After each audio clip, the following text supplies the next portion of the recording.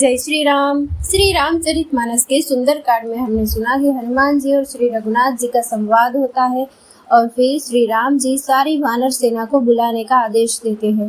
दोहा number 34। कपिपति बेगी बोलाए, आए जूथ बजूथ, नाना बरन अतुल बल, बानर भालू बरूथ। अर्थात वानर राज सुग्रीव ने शीघ्र ही वानरों को बुलाया। सेनापतियों के समूह आ गए। वानर भालुओं के झुंड के अनेकों रंग के और उनमें अतुलनीय बल है। प्रभुपद पंकज नावहि सीसा, गर्जहि भालु महाबल कीसा, देखि राम सकल कपि सेना, जितहि कृपा करि राजीव नैना। वे प्रभु के चरण कमलों में सिर नवाते हैं। महान बलवान रीछ और वानर गरज रहे हैं। श्री राम जी ने वानरों की सारी सेना देखी, तब कमल नेत्रों से कृपा पूर्वक उनकी ओर दृष्टि डाली। राम कृपा बल पाई कपिंदा, भये पच्युत मनहु गिरिंदा, हर्षि राम तब कीन पयाना, सगुन भये सुंदर शुभ नाना। राम कृपा का बल पाकर श्रेष्ठ वानर मानो पंख वाले बड़े पर्वत हो गए। तब श्री राम जी ने हर्षित होकर कूच किया। अनेक सुंदर और शुभ शकुन हुए। जासु सकल मंगलमय कीर्ति, तासु पयान सगुन यह नीति, प्रभु पयान जाना वैदेही, फर की बाम अंग जन कह देही। जिनकी कीर्ति सब मंगलों से पूर्ण है, उनके प्रस्थान के समय शकुन होना यह नीति है। प्रभु का प्रस्थान जान के जी ने भी जान लिया। उनके बाएं अंग फड़क फड़क कर मानो कह देते थे।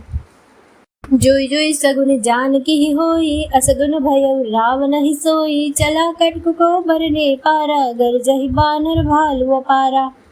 जानकी जी को जो जो शकुन होते थे वही रावण के लिए अपशकुन हुए। सेना चली, उसका वर्णन कौन कर सकता है। असंख्य वानर और भालू गर्जना कर रहे हैं।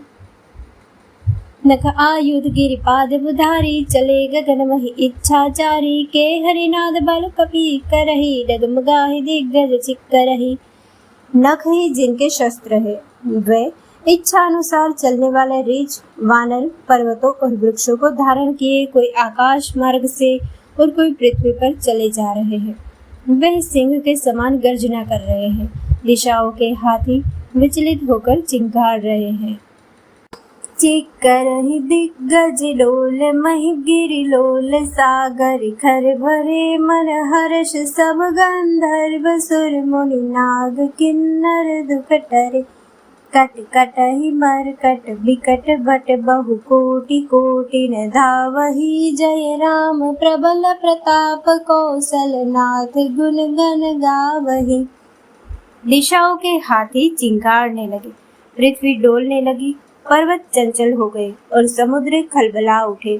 गंधर्व, देवता, मुनि, नाग, किन्नर सब के सब मन में हर्षित हुए कि अब हमारे दुख टल गए। अनेकों करोड़ भयानक वानर योद्धा कटकटा रहे हैं और करोड़ों ही दौड़ रहे हैं। प्रबल प्रताप कौशलनाथ श्री रामचंद्र जी की जय हो, ऐसा पुकारते हुए वे उनके गुण समूहों को गा रहे हैं। सही सकन भार उदार, अहिपति बार बार, हि मोहि गह दसन, पुनि पुनि कमठ पृष्ठ कठोर, सो किमि सोहै। रघुबीर रुचिर प्रयाण, प्रस्थिति जानि परम सुहावनी, जनु कमठ खर पर सर्प राज, सो लिखत अभिचल पावनी। उदार सर्पराज शेष जी भी सेना का बोझ नहीं सह सकते। वे बार बार मोहित हो जाते हैं और पुनः पुनः कच्छप की कठोर पीठ को दांतों से पकड़ते हैं। ऐसा करते वह कैसे शोभा दे रहे हैं, मानो श्री रामचंद्र जी की सुंदर प्रस्थान यात्रा को परम सुहावनी जानकर उसकी अचल पवित्र कथा को सर्पराज शेष जी कच्छप की पीठ पर लिख रहे हैं। ए विधि जाय कृपा निधि, उतरे सागर तीर, जहाँ तह लागे खान फल, भालु विपुल कपिबीर। इस प्रकार कृपा निधान श्री राम जी समुद्र तट पर जा उतरे। अनेकों रीछ वानर वीर वहाँ जहाँ तहाँ फल खाने लगे। वहाँ निशाचर रही सशंका, जब ते जारी गयो कपिलंका। निज निज ग्रह सब करहि विचारा, नहीं निश्चर कुल के उबारा। वह लंका में जब से हनुमान जी लंका को जलाकर गए, तब से राक्षस भयभीत रहने लगे। अपने अपने घरों में सब विचार करते हैं कि अब राक्षस कुल की रक्षा नहीं है। जासु दूत बल बरनिन जाई, तेहि आए पुर कवन भलाई। दूतिन सन सनि पुर जन बानी, मंदोदरी अधिक कुलानी। जिसके दूत का बल वर्णन नहीं किया जा सकता, उसके स्वयं नगर में आने पर कौन भलाई है।